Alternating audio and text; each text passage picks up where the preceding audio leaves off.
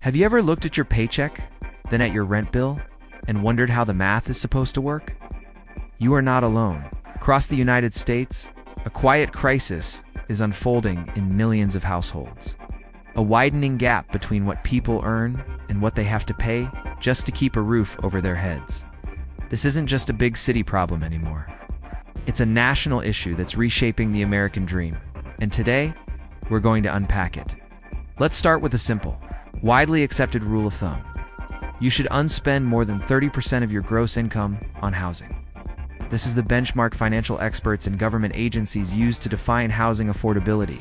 Spend more than that, and you're considered rent-burdened.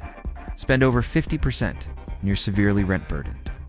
For decades, this 30% rule was an achievable goal for a majority of working Americans. But things have changed drastically. So, what happened? The story is one of two lines on a graph that started moving in opposite directions. Since the 1980s, and accelerating in the 21st century, rental prices have consistently outpaced wage growth. Let's look at the numbers, according to multiple national studies from 2000 to today. The median rent in the U.S. has increased by a staggering percentage, while median household incomes have barely managed to keep up with inflation, if at all. In real terms, the purchasing power of the average worker's salary has stagnated, while the single largest expense, rent, has skyrocketed. This creates a mathematical impossibility for many. Think about it. Federal minimum wage is still $7.25 an hour. A person working full-time at this wage earns about $15,000 a year before taxes. For their rent to be affordable by the 30% rule, their monthly payment would need to be around $375. Now, I want you to pause and think.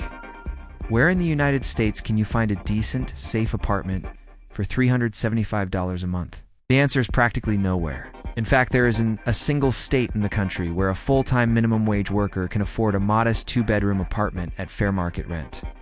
Not one. This isn't just about minimum wage earners either.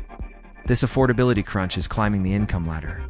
Teachers, firefighters, nurses, retail managers, professions we consider the backbone of our communities are increasingly finding themselves priced out of the very cities and towns they serve. A recent report found that a worker needs to earn, on average, over $28 an hour to afford a modest two-bedroom rental home.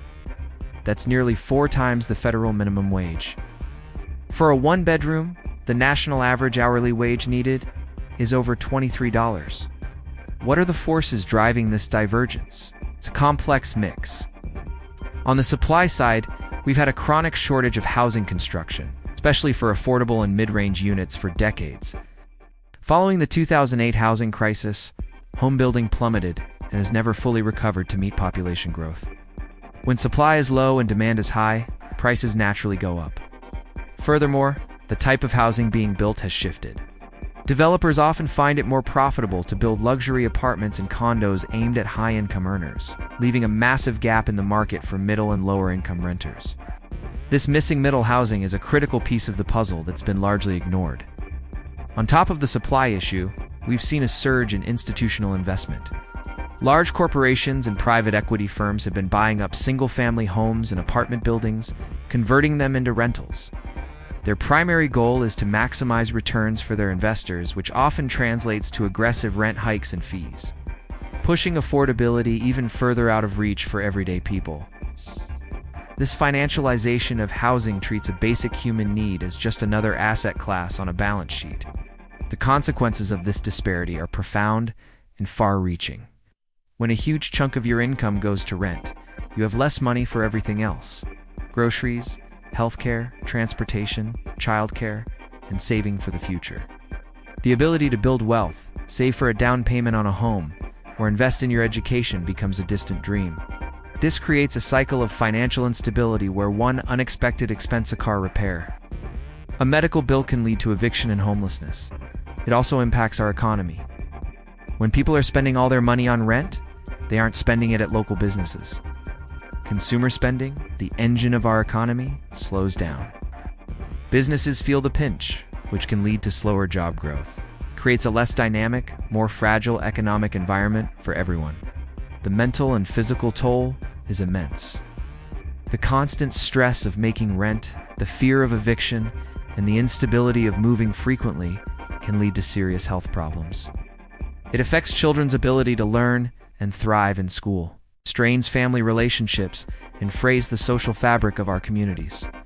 When people are forced to live farther from their jobs, it leads to longer, more expensive commutes, which also has environmental consequences. So what's the path forward? There's no single magic bullet, but experts agree a multi-pronged approach is necessary. First, we need to build more housing, period, at all price points, but with a special focus on affordable and middle-income units. This means reforming restrictive zoning laws that make it difficult or illegal to build anything other than single-family homes in many areas. Encouraging the construction of duplexes, triplexes, and small apartment buildings can significantly increase supply. Second, we need to strengthen tenant protections. Things like rent stabilization policies, just cause eviction laws. And providing legal aid to tenants facing eviction can help create a more stable and fair rental market.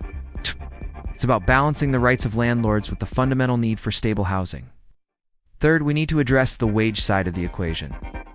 Arguing for and implementing higher minimum wages and supporting policies that lead to broad-based wage growth is crucial. You can't solve an affordability problem without ensuring people are earning a living wage that keeps pace with the cost of living. Finally, we need to expand rental assistance programs. Vouchers and subsidies help bridge the gap for the lowest income households, but these programs are chronically underfunded. Only about 1 in 4 eligible families currently receives the assistance they need.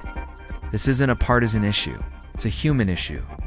The stability and prosperity of our country depend on people having a safe, affordable place to call home.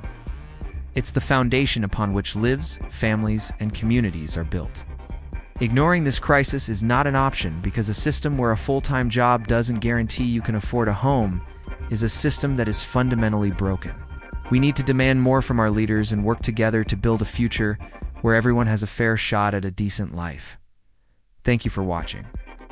If this topic resonates with you, please share this video to raise awareness. Let us know your thoughts and experiences in the comments below. Don't forget to subscribe for more deep dives into the issues that shape our world.